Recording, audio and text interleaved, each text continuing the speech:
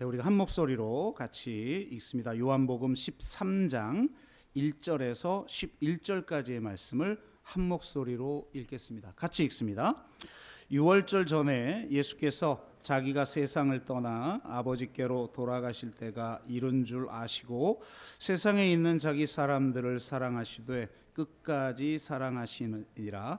마귀가 벌써 시몬의 아들 가롯 유다의 마음에 예수를 팔려는 생각을 넣었더라. 저녁 먹는 중 예수는 아버지께서 모든 것을 자기 손에 맡기신 것과 또 자기가 하나님께로부터 오셨다가 하나님께로 돌아가실 것을 아시고 저녁 잡수시던 자리에서 일어나 겉옷을 벗고 수건을 가져다가 허리에 두르시고 이에 대야에 물을 떠서 제자들의 발을 씻으시고 그 두르신 수건으로 닦기를 시작하여 시몬 베드로에게 이르시니 베드로가 이르되 주여 주께서 내 발을 씻으시나이까. 예수께서 대답하여 이르시되 내가 하는 것을 내가 지금은 알지 못하나 이후에는 알리라. 베드로가 이르되 내 발을 절대로 씻지 못하시리이다. 예수께서 대답하시되 내가 너를 씻어 주지 아니하면 내가 나와 상관이 없느니라. 시몬 베드로가 이르되 주여 내 발뿐 아니라 손과 머리도 씻어 주옵소서.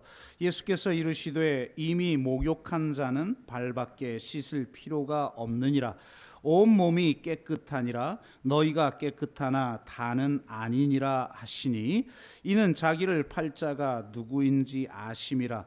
그러므로 다는 깨끗하지 아니하다 하시니라. 아멘. 네, 요즘 마태복음 강해를 계속하고 있는데요. 예수님의 마지막 일주일간의 생애에 대해서 우리가 함께 나누고 있습니다. 아무래도 마지막 일주일이다 보니까 주님의 공생의 사역을 하셨던 주 무대인 갈릴리와는 다르게 이제 중심부에서 첨예하게 서로 이 충돌을 일으키는 그런 내용들입니다. 그러다 보니까 아무래도 매우 심각한 주제들을 계속 다루게 되고 또 이제 우리가 이번 주 원래 할 차례가 예수님이 드디어 잡히시는 그런 장면입니다. 그러다 보니까 아주 심각한 주제를 좀 다뤄야 하는데 이 휴가 피크 기간 또 여름 피크 기간 한 주간 동안 아주 폭염에 많이 시달린 분들이 오셨는데 이런 어려운 주제를 좀 다루기가 어렵다는 생각이 들었어요. 그리고 한 주간 동안 너무 센 사건들이 많았어요. 이 폭염에 보니까 지난 20년 단위로 이 수온 평균 체크를 하는데 20년씩 지금 0.5도씩 이 바다의 온도가 오르고 있어요. 여러분 이건 정말 심각한 문제인 거예요. 계속 오르고 있으니까 그러면 바다 생태계가 파괴되면 지구가 어떻게 되겠어요? 이거는 너무나 심각한 상황인데 어느 정도 심각하냐면 올 한 해가 아주 굉장한 분기점인데 20년 동안 0.5도가 평균 오르는데 올 한 해만 0.25도가 올랐어요. 그럼 이 속도로 오르면 5도씩 올라간다는 얘기 아니에요? 20년이 아니라 10년에 맞네요. 20년에 5도가 올라가는 거 아니에요?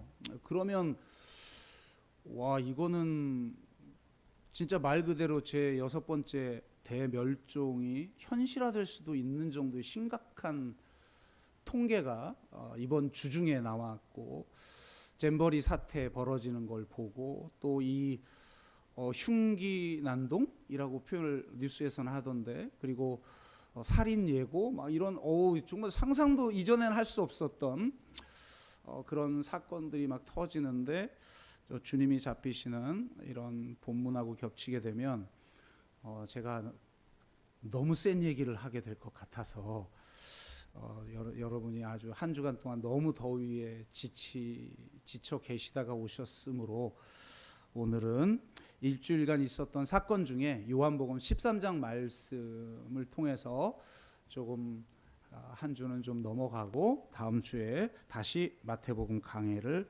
하도록 하겠습니다. 오늘 본문은 섬김에 대한 주제입니다. 주님이 내가 섬김을 받기 위함이 아니라 섬기려고 이 땅에 왔다고 말씀을 하셨죠. 기독교의 본질은 이제 섬김에 있습니다. 과연 그 섬김이 무엇인지를 오늘 주님께서 이 세족식 사건을 통해서 우리에게 보여주시는데요. 이전에 한번 다룬 주제므로 좀 편안하게 말씀을 증거하도록 하겠습니다. 주님이 보여주신 섬김의 이 본을 통해 섬김의 본질이 무엇인지를 다시 한번 우리가 묵상하고 또 주님의 본을 따라 우리도 온전히 섬기며 살아가는 저와 여러분 되시기를 주의 이름으로 축복합니다.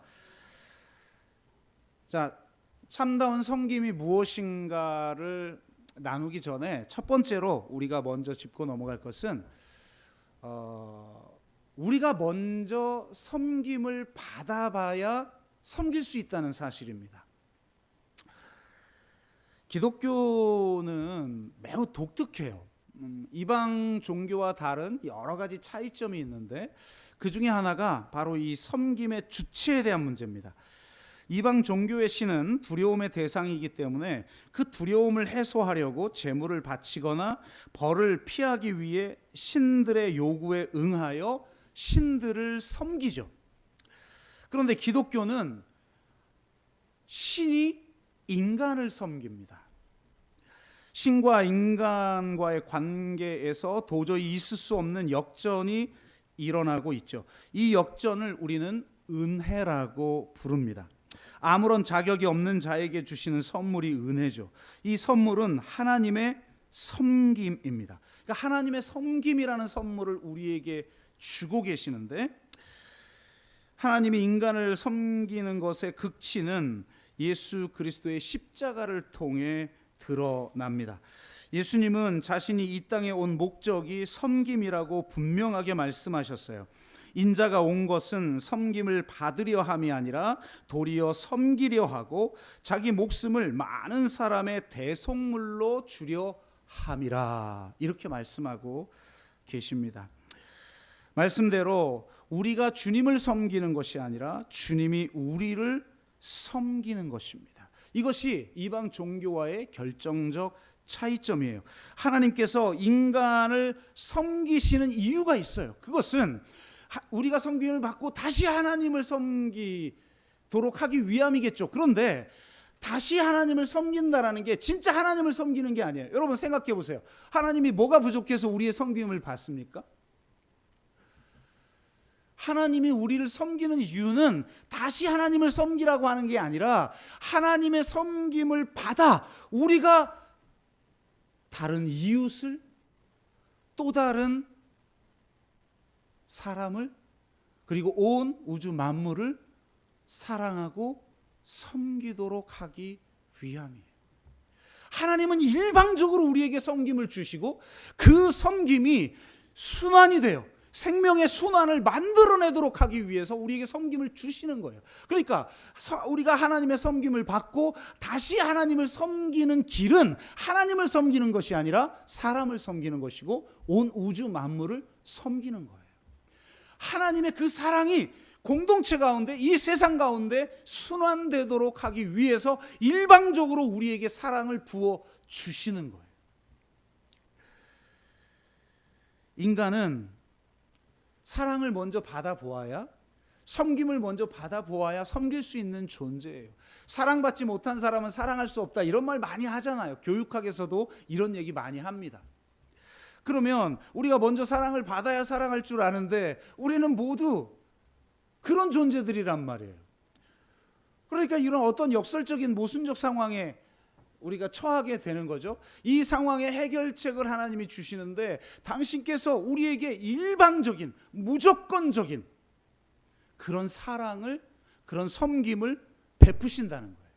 그러니까 그 사랑을 우리가 누리고 그 섬김을 우리가 받아 보아야 우리가 섬길 수 있는 사람이 된다는 거예요. 그렇기 때문에 우리가 주님의 사랑을 맛보아야 하고 주님의 섬김을 누려보아야 합니다. 주님께서 이 세족 사건을 통해서 보여주고자 하는 바가 바로 이것이죠. 우리가 하나님의 사랑을 온전히 누릴 때, 우리가 하나님의 섬김을 온전히 받을 때 우리도 섬기는 사람이 되기 때문에 반드시 먼저 받으라는 거예요. 그런데 이 베드로가 항상 이 전면에 나서죠. 제 발을 씻게 할 수는 없습니다. 왜 그래요? 이때 이 시대에 발을 씻긴다라는 건 종들이 하는 일이었단 말이죠. 그런데 어떻게 스승이 제자의 발을 씻길 수가 있습니까? 이건 말도 안 되는 겁니다. 그러면서 거절해요. 그랬더니 주님이 이렇게 말씀하시죠. 내가 너를 씻기지 아니하면 네가 나와 상관이 없으리라. 여러분 잘 아시는 것처럼 예수님이 십자가에 달리시기 전에 성만찬을 행하시죠. 공관 복음서에는 모두 성만찬을 행하는 것으로 나옵니다. 그 성만찬은 예수님이 자신의 몸을 우리를 위해서, 온 우주 만물을 위해서 내어 주신 것을 기념하는 사건이에요. 그런데 요한복음에는 성만찬 사건이 나오지 않아요.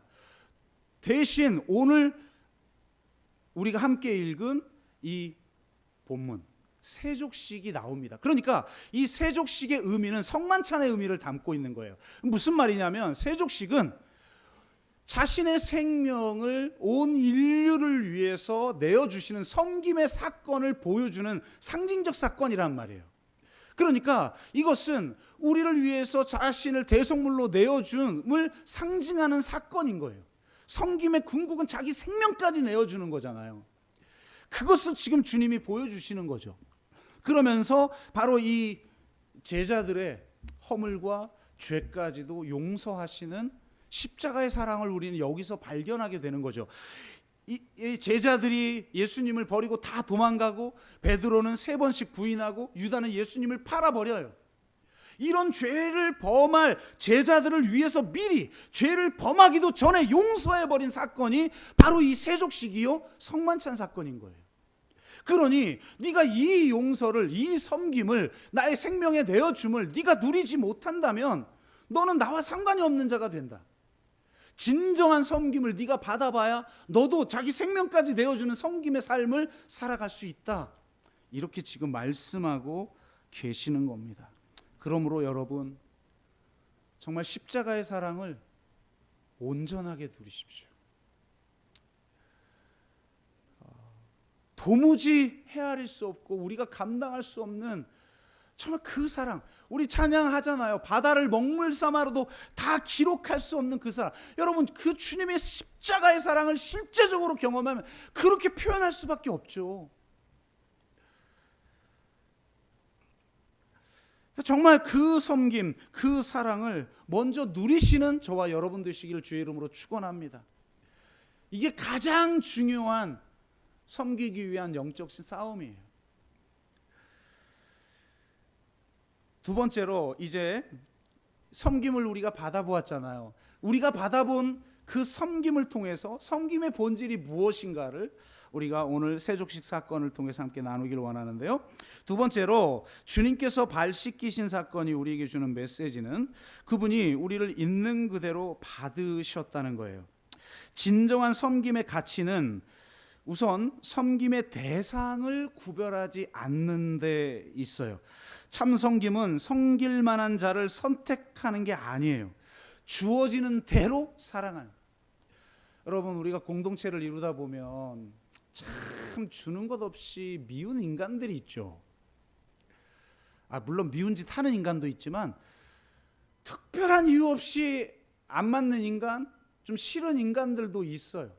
그래서 내가 다 좋은데 얘만 없으면 이 공동체 사람이 내가 되겠다라고 생각할 그런 사람이 있어요. 심지어 그런 측면을 가지고 있는 사람들이 다 있죠. 사랑해서 결혼한 부부도 그렇지 않아요. 저는 그렇지 않습니까? 와 진짜 20년을 살아도 30년을 살아도 아직도 놀라워요. 어떻게 저럴 수가 있지? 뭐 이런 거 있잖아요. 근데 그게 인간이잖아요. 그게.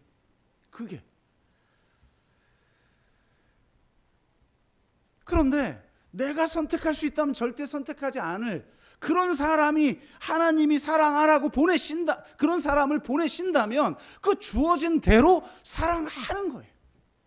서로 길이 달라 언젠가 헤어질지 모르겠으나 그런 일이 벌어지기 전까지는 사랑하는 거예요. 내가 선택하지 않는 거예요. 주어지는 대로 사랑하는 겁니다. 그래서 싫을 때가 있죠. 하나님 저 사람만 아니면 되겠는데 왜 이렇게 저를 힘들게 하세요? 이런 생각이 날 때가 있잖아요. 그런데 그래도 사랑하는 거예요. 만약 주님이 섬길 만한 자격이 있는 자 혹은 섬기고 싶은 자를 선택해서 섬기고 사랑했다면 우리는 아마 버림받는 자가 되었을 것입니다. 우리는 그분의 섬김을 받을 만한 자격이 없는 자며 그리 섬기고 싶은 자가 아닙니다. 만약 그렇게 생각하고 있다면 여러분 착각이에요. 거리를 두고 멀리서 보면 존경스럽고 섬기고 싶죠. 여러분이 저에 대해서 혹시 그런 마음이 있다면 그건 아직 거리가 멀기 때문이에요. 가까이 있으면 실망스럽고 자주 보면 환멸 일어나고 그게 인간이에요. 그게. 그런데 그 하나님이 보내주셨기 때문에 십자가의 사랑으로 우리가 서로를 용납하고 사랑하는 거예요. 섬김은 그 대상을 내가 선별하지 않는 거예요.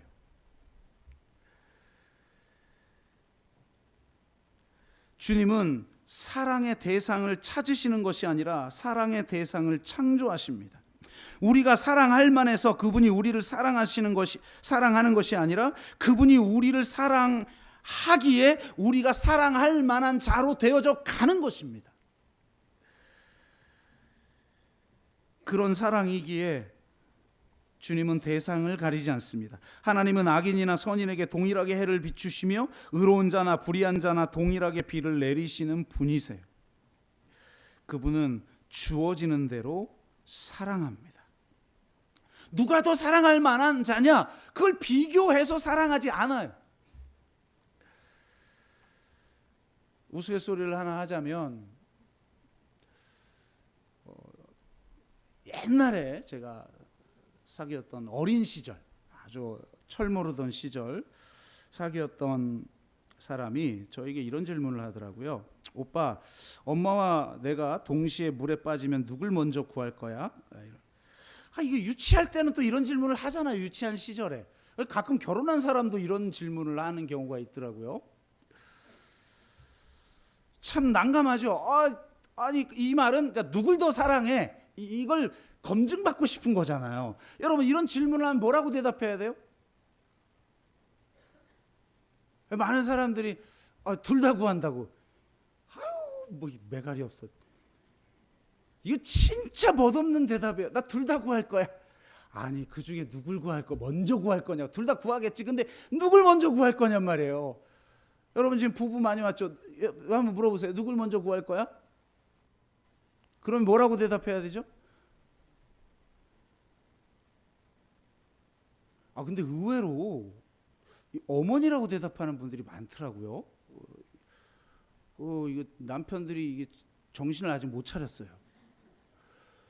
물론 일방적으로 내리사랑을 받았으니까 부부랑은 막 지지고 볶고 막 싫은 것도 있고 막 별게 다 있으니까 그래도 또 동방예의지국이니까 효도해야 되니까 어머니를 구한다고 대답하는 사람이 종종 있겠죠.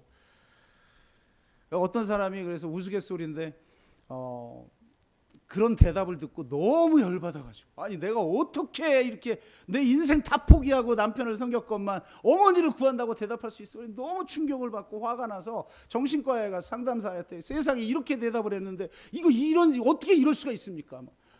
어떻게 해야 되죠? 이럴 땐 그랬더니 정신과 의사가 이렇게 대답을 했대요. 부인 수영을 배우세요.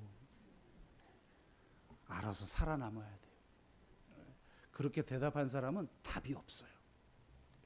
그리고 남편과 아내 변하기를 바라지 마십시오. 변하면 죽습니다. 죽을 때 돼야 변해요. 그러니까 안 변하는 게 오래 사는 길이다라고 생각하고 서로를 수용해 주시기를 바라겠습니다. 근데 어쨌든 이럴 땐 무조건 너를 구할 거야. 당신을 먼저 구할 거예요. 라고 대답해야 돼요. 왜? 어떤 여자도 어머니가 옆에 있는데 그런 질문을 하는 정신병자는 없어요. 없을 때 묻는단 말이에요. 그러면은 당신을 먼저 구할 거라고 해야죠. 대부분의 사람들이 정답을 얘기하느라고 맨날 싸워요. 정답을 얘기하지 말고 듣고 싶은 얘기를 하세요. 상대가 듣고 싶은 얘기를 해라. 정답을 말하면 안 돼요. 근데 제가 그때는 철 모르던 시절이라 지금이라면 무조건 당신을 구할 거야. 이렇게 대답했겠죠. 근데 그때는 제가 어떤 책에서 읽었던 글이 떠오르더라고요. 대답하기 어려운 질문을 하면 대답을 어렵게 하래요. 그러니까 왜 우리 어린애 아이들이 막 어떤 대답하기 난감한 질문을 하면 굉장히 알아듣기 어려운 용어를 써서 대답하는 경우도 종종 있잖아요. 그런 식인 거죠. 그래서 제가 뭐라고 대답을 했냐면 이렇게 대답을 했어요. 누굴 더 사랑해? 이걸 확인받고 싶어 하는 거니까 제가 이렇게 대답을 했습니다. A보다 B를 더 사랑한다는 것은 A는 사랑하지 않고 B만 사랑한다는 거야. 왜냐하면 사랑에는 비교급이 없으니까. 지금 생각해도 내가 대답을 너무 멋지게 했어요. 멋진 대답은 했는데 듣고 싶은 답은 아닌 거죠. 이거 듣고 싶은 답을 했어야 되는데 성숙한 시절이 아니었으니까. 그랬더니 뭔 말인지를 이해를 못하니까 더 묻지를 않더라고요. 그래서 이제 넘어간 기억이 있는데 제가 대답을 했지만 대답 자체는 너무 멋진 대답이고 너무 중요한 대답이에요. 여러분, 사랑은 비교급이 없어요. 누굴 더 사랑해? 그건 누구는 사랑 안 하고 누구는 사랑한다는 거예요. 진짜 사랑에는 비교급이 존재하지 않습니다. 비교급이 없기 때문에 모두를 사랑합니다. 신적 사랑은 대상을 비교하지 않아요. 사랑할 만하냐, 사랑할 만하지 않느냐를 따지지 않고 사랑합니다. 그 사랑을 받아들이느냐 받아들이지 않느냐는 그 사람이 결정하겠지만 신적 사랑은 대상을 구별하지 않아요. 여러분, 주님이 지금 발을 씻기고 있는 대상들을 보세요. 이거 조금 있으면 다 나를 버리고 도망갈 자들이에요. 한 사람은 나를 3번씩이나 부인할 사람입니다. 심지어 한 사람은 나를 돈 받고 팔아 넘길 사람이에요. 그런데 바로 그 제자들의 발을 주님은 씻기시는 거예요.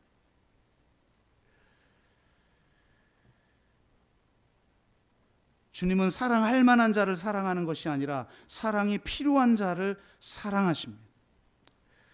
주님은 자신에게 주어진 사람을 사랑하셨습니다. 그러니 저와 여러분 또한 하나님이 보내신 사람들을 온전히 사랑하기를 주 이름으로 축복합니다. 주는 것 없이 싫은 사람이 있다. 그러면 하나님이 사랑하라고 보내신 사람이다 하면 거의 100% 맞습니다. 저도 잘 안 되는데 그래도 이게 주의 말씀이니 그렇게 해보도록 해봅시다. 아멘. 세 번째로 주님의 섬김에서 우리가 배워야 할 것은 섬김은 결국 낮아짐이라는 거예요. 주님은 하늘의 영광을 버리고 낮아지셔서 종의 형체를 입으셨습니다. 주님은 철저히 종으로 오셔서 종으로 살다 가신 분이십니다. 세족식 또한 마찬가지죠. 원래 발을 씻기는 일은 종들이 하는 것인데 주님은 지금 종이 해야 할 그 일을 하고 계시는 거예요. 섬기는 사람은 주님이 하시는 것처럼 낮아져서 섬겨야 합니다. 우리가 신앙생활을 하다 보면 신앙 연륜이 쌓이면 쌓일수록 더 많은 걸 경험하고 많은 걸 알아가요. 그러다 보니까 사실 겸손하기가 굉장히 어려워집니다. 이건 저의 경험이기도 하죠.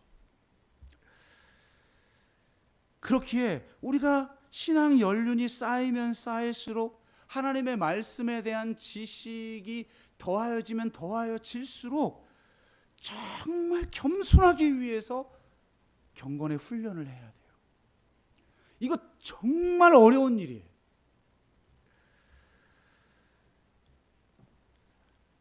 아주 오래전에 목회자 설문조사를 했을 때 교회에서 제일 불편하고 무서운 사람이 누구냐라는 질문을 했는데 3위가 신학 공부한 장로였대요. 이거 옛날에나 그런 거예요. 네. 2위는 철야기도 잘하는 사람. 이건 저도 경험해 본 것 같아요. 3위와 2위는 경험해 본 것 같습니다. 철야기도 세게 하는 사람들은 목사의 권위도 별로 인정을 잘 안 하더라고요, 보니까. 1위가 대망의 1위가 뭐냐? 40일 금식 기도한 사람이라는데, 이런 분은 저도 만나보질 못했기 때문에 모르겠습니다만 어쨌든 그런 우스갯소리가 있는 거예요. 근데 사실 생각해 보세요. 신학 공부를 할수록, 내가 철야하며 기도에 힘쓸수록, 심지어는 40일 금식을 해낼 정도로 영적 열망을 가진 사람일수록 진정으로 나타나야 될 열매는 바로 겸손인 거예요.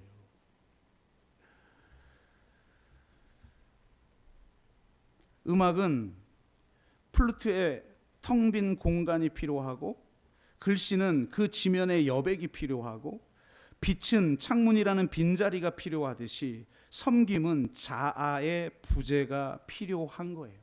이 자아의 부재 없이 신앙의 연륜이 쌓여갈 때 결국 그는 옳은 말을 하고, 그는 자신의 주장을 하지만, 옳은 주장을 하지만 결국 공동체를 어지럽히는 거예요. 여러분, 틀린 말이 교회를 어지럽히는 법은 거의 없습니다. 여러분, 부부싸움이 한 사람은 틀리고 한 사람은 맞아서 부부싸움 합니까? 아니죠. 둘 다 옳은 소리를 하는 거예요. 그런데 둘 다 때에 맞는 소리가 아니지. 이게 문제란 말이에요. 자아의 부재 없이, 자기 비움 없이는 온전한 섬김이 불가능한 거예요. 가브리엘 천사가 한 성자에게 나타났다고 해요. 당신의 하나님에 대한 사랑과 주님의 일에 대한 헌신과 사람에 대한 섬김의 모습은 하늘의 천사들과 하나님을 감동시키기에 충분했습니다. 하나님께서 나를 보내어 당신에게 기적을 일으키는 능력을 주라고 하셔서 왔습니다. 와, 기적을 행하는 능력을 주다니, 여러분이 그렇게도 바라는 능력 아닙니까? 그런데 이 성자는 깜짝 놀라면서 그 능력 받기를 거절합니다. 아닙니다. 내가 지금 이렇게 살아가는 것도 나의 공로는 아무것도 없습니다. 내 안에 계신 성령께서 다 행하신 일입니다.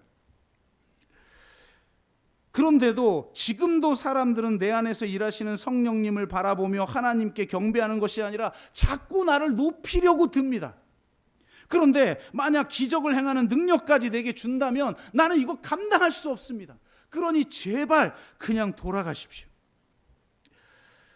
성자가 거부했지만 천사는 완강하게 이야기합니다. 나는 하나님의 명령을 받고 이 자리에 온 사람입니다. 당신에게 능력을 주지 않고 돌아갈 수는 없습니다.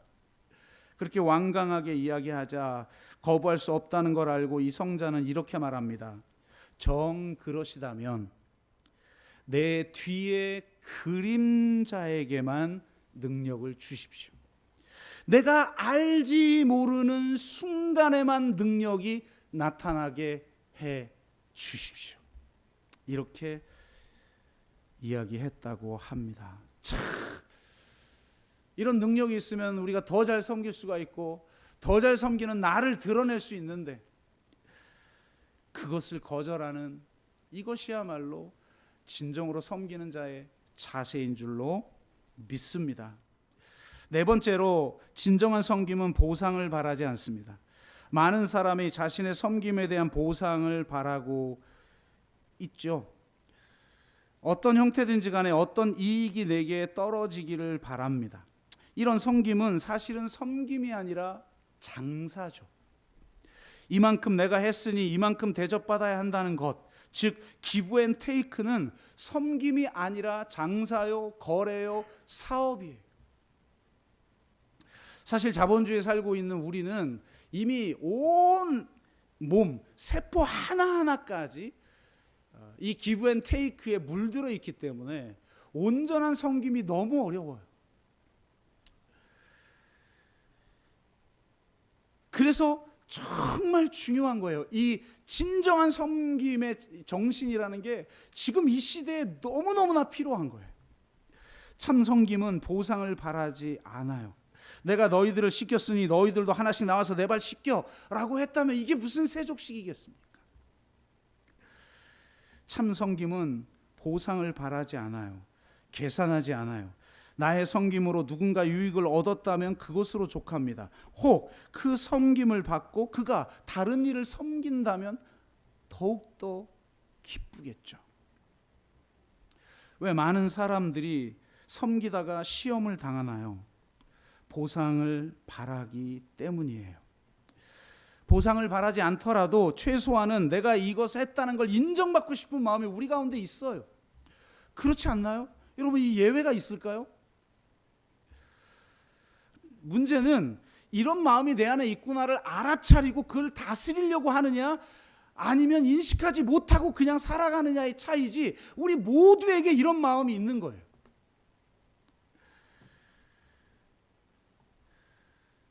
그것을 우리가 내려놓아야 합니다.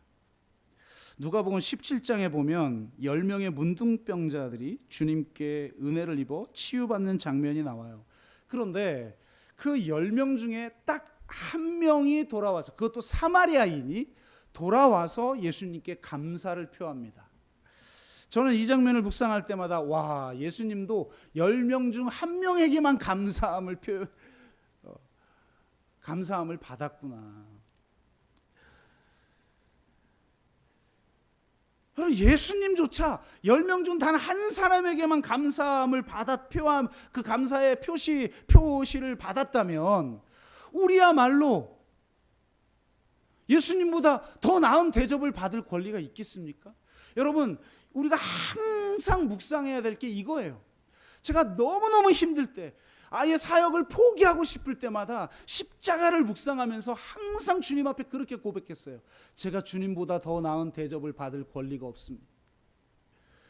이제 마태복음 강해에 주님이 드디어 잡히시고 순환당하시고 이제 십자가에 달려 죽으실 텐데, 주님은 우리를 섬기기 위해서 그 고통, 그 고난, 그 수치를 다 당하셨어요. 그런데 내가 그분보다 더 나은 대접을 받아야 한다라고 주장할 어떤 권리가 내게 있습니까? 그건 아직 십자가의 사랑을 경험하지 못한 거예요. 진짜 십자가의 사랑을 경험했다면 내가 주님보다 더 나은 대접을 받을 권리가 없다라고 고백하며 살게 되어 있어요. 그렇다면 마찬가지예요. 10명 중에 한 명만이 와서 감사하다고 표현했다면 나는 100명 중에 한 명만 와도 감사한 것 아니겠어요? 아멘? 그렇다고 여러분은 100명 중에 한 명만 감사하라고 막 말하라는 얘기가 아니고, 감사를 표현해야 될 사람들은 최소한 표현해야 되죠. 저도 여러분께 정말 감사하고, 그래서 감사함을 저도 계속 표현해야 되고, 여러분 이 자리에 와서 우리가 함께 공동체를 이루면서 정말 이 선교적 교회를 이루어 간다는 것, 지난 1기, 2기 해서 총 이제 3년까지 이런 공동체를 만들어 오는 수많은 과정 속에서 그 아픔, 그 어려움, 그것들을 견뎌내면서 여기까지 왔잖아요. 얼마나 한 분 한 분이 감사합니까? 그러니까 그 감사를 표현하되 나 자신은 누군가 감사를 표현하지 않아도 내가 주님보다 더 나은 대접을 받을 권리가 없다. 나는 오직 주님처럼 사랑할 뿐이라고 고백하며 살아가기를 주의 이름으로 축복합니다. 5번째로 참 섬김은 결과에 집착하지 않습니다. 현대사회는 결과를 중요시하는 사회죠. 결과를 보고 사람을 평가해요. 결과가 좋으면 그 사람을 높게 평가하지만 그렇지 않으면 낮게 평가합니다. 모든 사람이 좋은 평가를 받으려고 결과에 집착하죠. 결과에 집착하다 보니 질보다 양을 추구하고 느림보다 속도를 추구하며 많은 정보를 가졌지만 깊이가 없고 과도하게 긍정적이거나 호전적이 되고 서두르며 기다릴 줄 모르고 기다림이 없기에 항상 긴장감과 압박 속에 살아가요. 이런 문화에 완전히 우리가 묻혀서 살아가는 거예요. 이런 강박이 패스트 문화를 만들어 냈는데 이것을 전문 용어로 맥도날드화라고 말하죠. 맥도날드화의 주요 4가지 특징은 효율성, 측정 가능성, 예측 가능성, 통제성이에요. 이 4가지 특징이 왜 있어야 돼요? 가장 빠른 시간 내에 좋은 결과를 만들어내야 되기 때문에 그래요. 그런데 여러분, 진짜 중요한 것들, 우리가 정말 소중히 여기는 것들, 돈으로 그 가치를 따질 수 없는 것들, 우리가 먼저 반드시 구해야 할 것들, 그것들이 이렇게 만들어지던가요?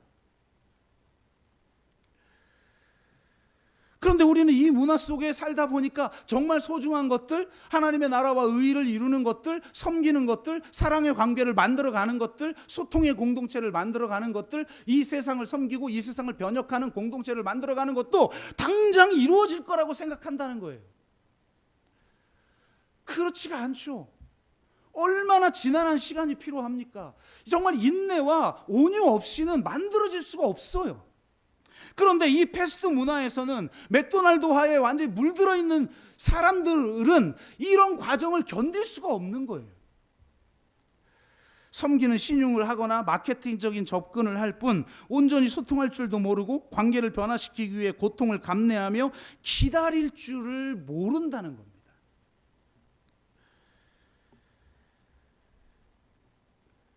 하지만 참된 섬김은 결과에 집착하지 않습니다.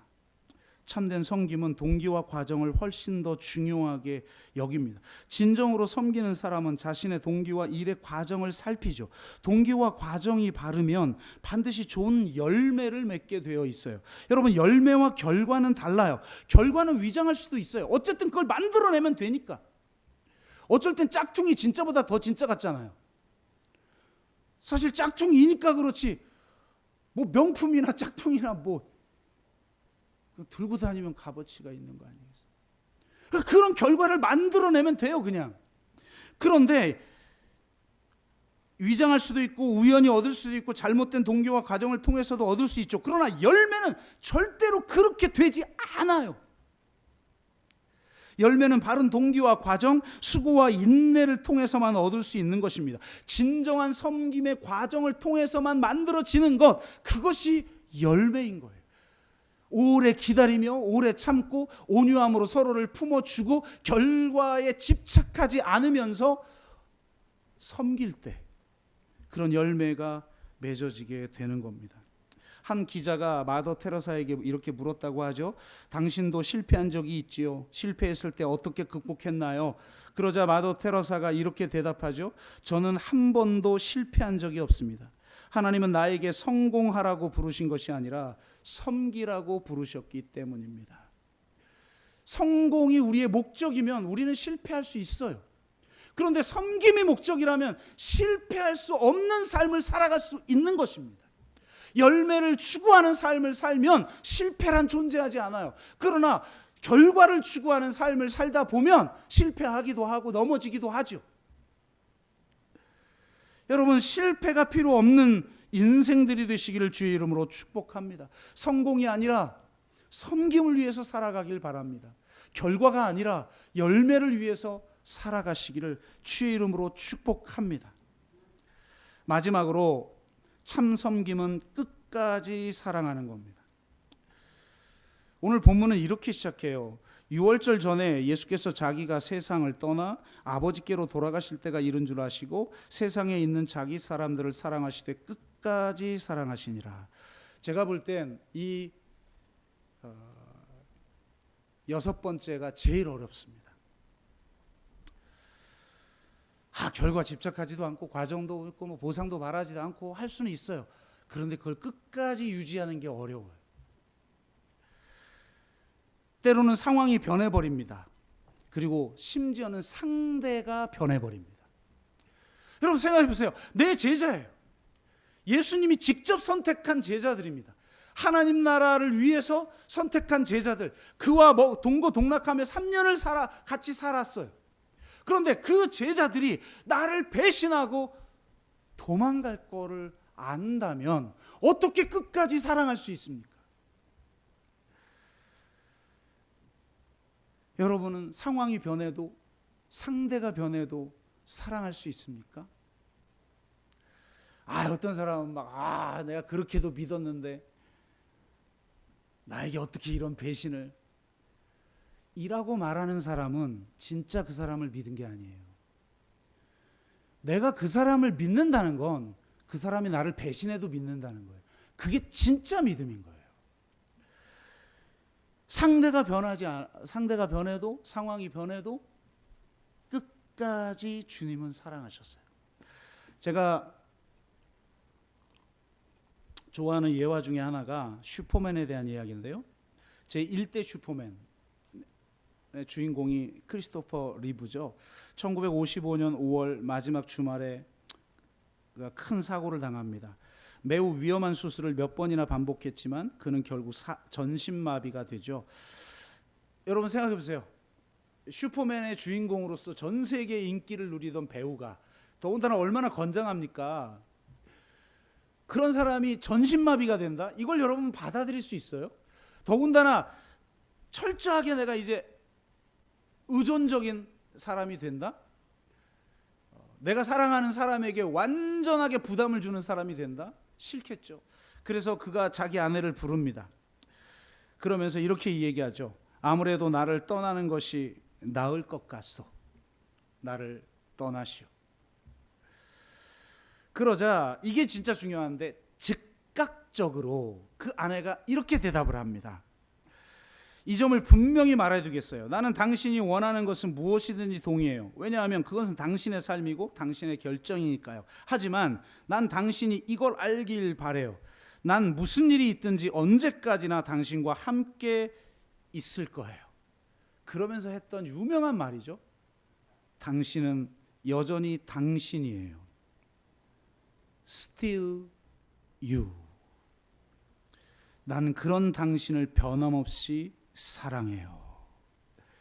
이 still you의 사랑, 이 사랑 때문에 그가 삶의 의지를 불태우고 그는 인기를 누렸던 연예인으로서의 삶이 아니라 그 남은 인생 장애인을 위해서 헌신적으로 살다가 가게 돼서 이전에 누릴 수 없었던 진정한 존경을 받으며 생을 마감합니다.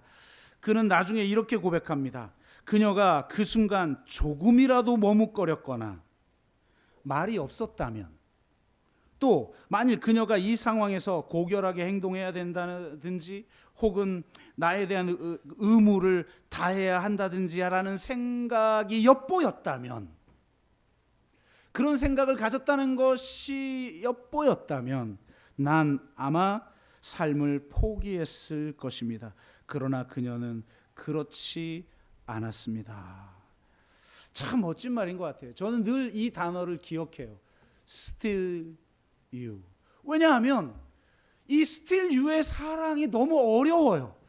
여러분, 이건 정말 내가 날마다 십자가 앞으로 나와 그 십자가에 나를 못 박지 않으면 할 수 없는 사랑이에요. 왜? 상대가 변하면 나도 변하게 돼 있기 때문에. 아니, 상대가 변하지 않아도 심지어는 내가 먼저 변하는 존재이기 때문에요. 우리는 그런 존재들이에요. 그러므로 우리는 상대가 변한다 할지라도 나는 여전히 사랑한 당신은 still you, 여전히 내가 사랑하는 바로 그 당신이에요. 제자들에게 그걸 보여준 거예요. 주님이 still you. 네가 아무리 나를 배신해도, 나를 팔아넘겨도 내가 너를 사랑한다. 네가 이 사랑을 진정으로 누리면 너는 변화될 것이다. 그걸 알기 때문에 이렇게 섬기신 것입니다. 여러분, 정말 끝까지 사랑하는 분들이 되시기를 주의 이름으로 축복합니다. 결론을 맺습니다. 우리도 주님처럼 섬기는 삶을 살아갑시다.